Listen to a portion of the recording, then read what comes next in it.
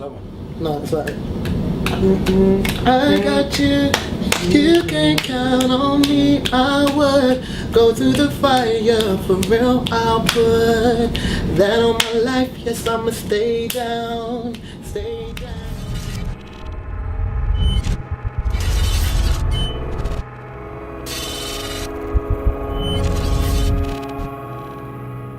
Yes, and then now the singles coming out in next year in January. Is it the 30th? Yeah. Yeah. So, what do you? Is this like? Do you feel like this should be putting a marker down for who Encore is, like to the mainstream audience? Oh, definitely, yeah. I think so. And I think we've come like with the right approach as well, because with this track, it's fun last night, and then a lot of mainstream songs are really up tempo, happy, just having a good time, and I think that's what fun delivers. Like it shows us in a lighter sense, whereas obviously Wind Up and the One was all about, it was a bit bit dark. So yeah, I think it's a good one. It shows our light side. So you guys must be getting a lot of female attention. What was the video I saw? What's that? You guys like the Big Brother? Yeah. Who was filming that? Our manager Dean. Our manager was filming it. Yeah, he films like a lot of our Encore to the weekend. I saw something. I saw the focus was on one of the women and yeah. Getting baited now. Yeah, Dean's the cameraman. Yeah, he likes to focus on a lot of other things than us. But then, do you find that most of your fans are females, or do you also have like a good mix of males and females? Oh, we have a good mix, man. Good mix in gender and age, definitely. Now, in terms of the climate of music, in terms of the urban scene, things are being a bit topsy-turvy.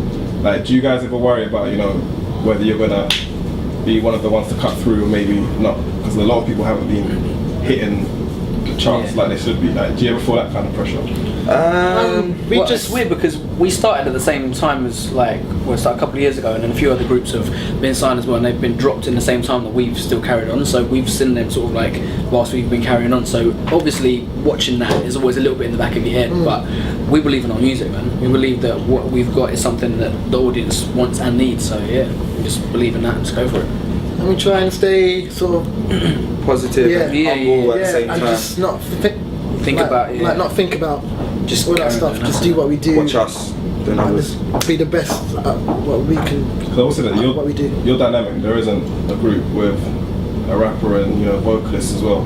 So do you feel that also separates you from like the market or everyone else involved? It is, yeah, definitely. Plus it gets our own little, because where you may have One Direction and The Wanted, JLS, they may take up that part of the market. There's a little part here which hasn't really been filled up yet, so we're going to take that and just expand it and hopefully get some of their fans as well.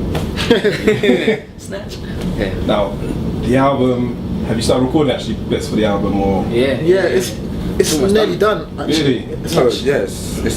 It's pretty much done, but we're still just finishing touches, adding stuff. Maybe any producers? You haven't probably finished the final cut, but is there any producers who you've been working with who you can reveal? Yeah. Shout out to Crowder, man. Yeah. Shout out Crowder. Shout out to Vinci.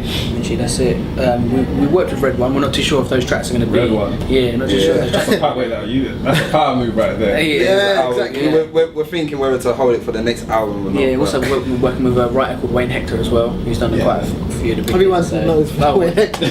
Some people wouldn't though. So yeah, we worked with some quite big people, so it's just really picking and choosing what we think is best going to fit this album for now. So yeah. But is that back to Red One? Do you get nervous when you're working with someone of that caliber?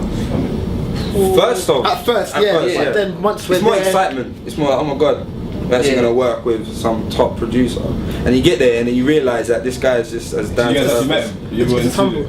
Yeah. We was in the studio, with him. So it was just emailed over? No, it's just in the studio, him there, us there, vibes. What kind of track was it? Not, I've got to try and put what kind of track was it? 3 tracks, wasn't it? Yeah, we got 3 tracks in total. One that's sort of what's that Chosen? How do you say Chosen is? Chosen's very it's like a Michael Jackson-y with a Lady Gaga-y meets. It's very. I can't explain it. It's different, but it's something that you've heard before but haven't, if you know what I mean. Also, there's another track called is it Dirty Love? Yeah, that's just Straight Club. Yeah, just Straight Club. I can't remember the last one. Purple Skies. Purple Skies. Yeah, is that what it's called? Yeah. It was, Turn it up. No, it wasn't that one. Purple Skies, yeah.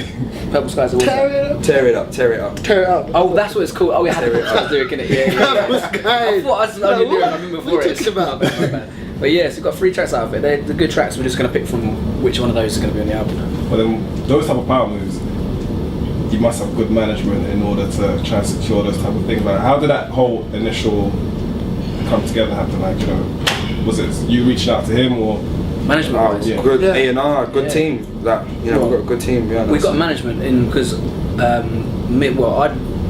knew of a guy called Richie Castillo, and I'd just come out of doing my own solo project, and I went to Rich and I said, you know, would you want to manage me? So I was managed by him for a little bit, and then we all got introduced. Well, I sort of knew Pierre through mutual friends. We got introduced to Mark, and the track that we had, I sent it to Rich, and I said, you know, this would be a good idea, and yeah, it's went from So there. just because a lot of people may not know who Richard Castillo is. Like, Yeah, he managed N-dubz. Yeah. And then from there, that's how it's how I move. So he's he's like the powerhouse behind it. Yeah. No one can't today, you know. You know what? You know, I ain't gonna lie. Today I saw through on anything. I know, like everyone says that. I've never even made an effort today. Look at this guy with his haircut. I never even made an effort. Never made an effort with the things. Yeah. I'm repping the CMP t-shirt. He's repping the CMP. Yeah, but this is our new t-shirt. Oh yeah. It's got a little We Encore got on the the back. CMP stands for Cairo Markham. Yeah. I was gonna ask about that. Okay. Yeah. So this is one we were wearing and selling whilst we were on tour as well. Yeah. That'll be in the most now. I'm rocking the Adidas, you know what I'm saying? Big up Adidas. Adidas been hooking man's up and that, so yeah, but I've just got on a standard like shirt. Trousers. Oh, what's that chain? I can't. Huh? yeah, what's the Get it chain back. saying? Tell them figure. No. Yeah, come on, Because it's not like a chain. Anyway, yeah. I want to ask It's not before, proper chain. before you guys got your deal, like what were you lot doing? Like in uni, college, part-time work. What were you doing before you actually were signed? Before the deal, I was working. I was going to college, and then I went to full-time work. And at the same time, doing the music, I was working with a producer called Drifter, and we was just getting together a mixtape. So that's what I was doing before we became Encore. Yeah. Name them. Tell them. They need to know. Just like Tell them. Tiny and You're You're on the Tiny. album, right? yeah. Look at this guy. Yeah, okay, that's good. Number 6, yeah. He carries his black around. It's in the bag. You should show him. No, but yeah. Yeah, and just singing, songwriting, and just doing bits and pieces. Yeah, Cool. And I was doing gigs here and there because I'm not from London. I'm from Folkestone, so I was travelling back and forth, just doing gigs, writing sessions. I was also doing a bit of personal training on the side as well, but just to get a bit of money in. But yeah, just writing gigs and stuff like that, just trying to get my name about. Folkestone's. Wow. That's Yeah. So how, I mean, what was it like for you, like growing up there? It's wicked. I loved it. I didn't know any different. So I mean, it's a lot free. There's not as much. Not that London is like a violent place, but it's like out there. You don't hear of any like drugs or people getting beaten up or stabbed or anything like that. Well, not as much as here. Like yeah, it was a bit of a shock, like a bit of a not culture shock, but yeah, coming in it's a bit like oh okay, but it's cool. And I'm asking you a random question, like, do you guys watch X Factor? X Factor is jokes. Okay, first of all, who do you think may win? And I thought Craig would win, but he's just gone out. I like his voice. He's one of the best singers in it, but I'm supporting Misha B. Yeah, because she reminds me of like a Team UK Misha, Jennifer man. Hudson. Yeah, she's alright, but little mix. Oh, you like? Well, now I think Was that the En Vogue thing that? yeah, I think that sort of made me go, wow, okay. Solidified it. Yeah, they kind of won me over. Is- A little mix. But it's a bit difficult. Well, not difficult. When you're an artist, you know how much hard work you have to put in. That these artists just have a platform and they're good to go. Like, do you feel like that's a bit? How can I put it? It's not a purist way to approach music. Yeah, It's definitely. not organic. Yeah. Not organic in the slightest. Not organic. That's it, But Well, it's good for them because certain people don't know how to obviously get into the industry Yeah, or exactly. work in their own way. So maybe X Factor is probably the best result for them. But I prefer personally organic material and an artist that's more of a that sort of background. But yeah. So, like, Close, what kind of lessons have you individually learned about the music business that you didn't know until you actually are like signed artists? That signing was just the start. Basically, yeah. Signing was just the start. Like it starts Everyone thinks that the hard work, you need After the hard work to Yeah. get signed, but once you're signed, then the work starts. I think the workload just- But that said, but what does it actually mean? Like, you know, when you say the hard work, what is The hard work. Yeah.